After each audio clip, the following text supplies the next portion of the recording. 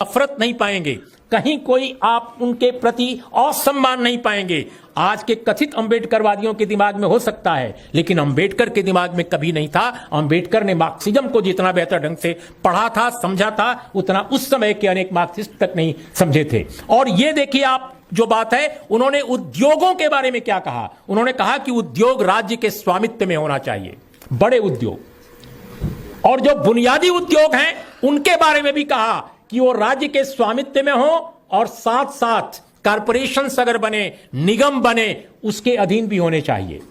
यह बाबा साहब ने कहा था। कृषि के बारे में उनकी धारणा बिल्कुल साफ थी, लैंड रिफॉर्म्स के प्रति, एबॉलिशन ऑफ जमींदारी, तमाम चीजों को लेकर बेहद क्लियर थे। और बार बार वो कहते थे कि कृषि जो है सामूहिक होनी चाहिए।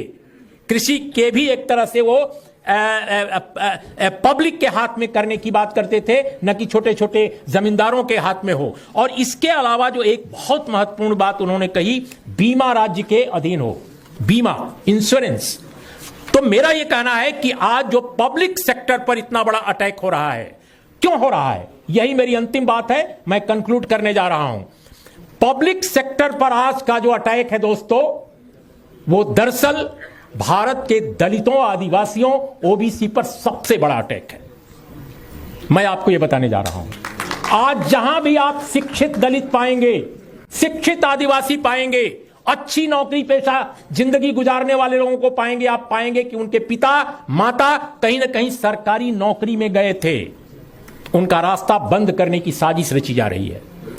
इसलिए स्टेट, चाहे रेलवे हो, चाहे बीमा हो, चाहे कोई भी बड़ी कंपनी, उनमें उनका रास्ता आपके लिए बंद करके और मुट्ठी भर 15% लोगों के अधीन सारी की सारी इंडस्ट्री, सारी के सारे पब्लिक सेक्टर को करने की यह साजिश है। और प्राइवेट सेक्टर में तो सिर्फ वही रहेंगे। प्राइवेट सेक्टर में तो वहीं आप जाइए, नोएडा, ग्रेटर नोएडा, गुड़गांव, और कंपनियों में सर्वे करा लीजिए। जब मैं राज्यसभा टीवी में था, एक बार मैंने सर्वे करवाने की कोशिश की थी 2 कंपनियों का, ताकि पता चल सके कि क्या स्थिति। आप हैरतंगेज परिणाम निकले थे, खत्म कर रहा हूं। उसमें पता चला कि 99.7% लोग सिर्फ अपर कास्ट के हैं प्राइवेट सेक्टर में।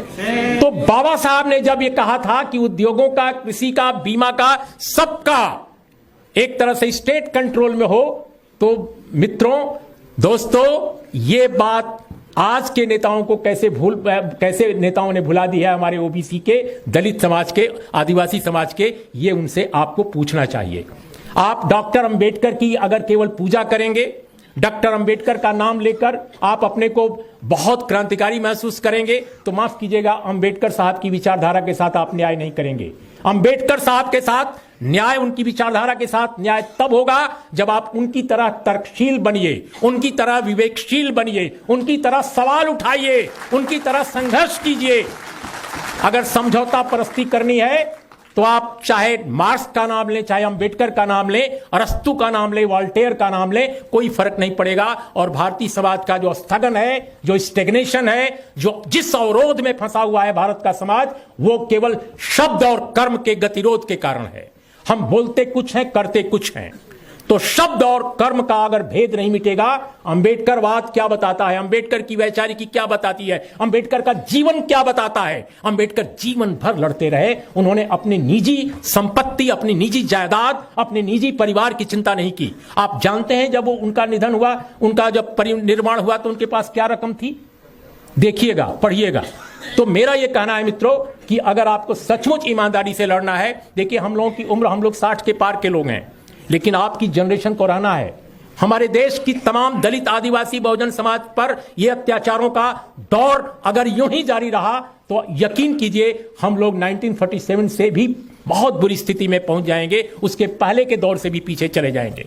इसलिए मैं कहता हूं, यह पुष्यमित्र शुंग की वापसी हुई है। आज का दौर पुष्यमित्र शुंग की वापसी का दौर है। अगर पुष्यमित्र शुंग की वापसी को आप नहीं रोकते, तो यकीनन आपका वजूद खत्म हो जाएगा और आप केवल नाम लेते रह जाएंगे महापुरुषों का, नेताओं का, लेकिन उनकी विचारधारा के साथ आप अन्याय करेंगे। नमस्कार, आदाब, सत श्री अकाल, जय भीम। बहुजन समाज से जुड़ी हर खबर को देखने के लिए बहुजन टीवी को लाइक कीजिए, सब्सक्राइब कीजिए और शेयर कीजिए।